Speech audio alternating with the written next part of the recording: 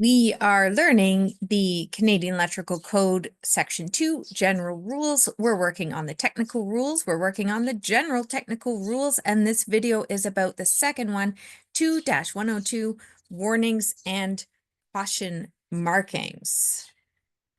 This is a very small section, Warnings and Caution Markings. Here it is right here.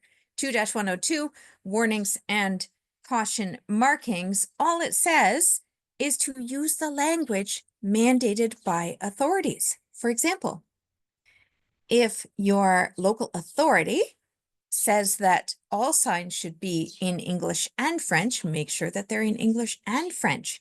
The rule says that any safety signs or labels required by the electrical code must be written in the language or languages that the authorities say are needed. Now let's revisit who authorities are. Remember from our other video, local authorities are the provincial, territorial, and municipal electrical inspectors or organizations who apply and enforce the Canadian Electrical Code where the work is being done.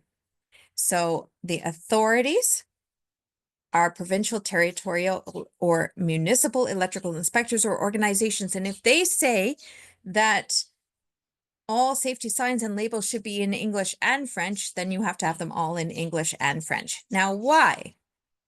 Well, the reason behind 2-102 warnings and caution markings is to make sure that anyone, whether it's the general public or workers who are around that equipment, can understand those safety warnings. It makes sense.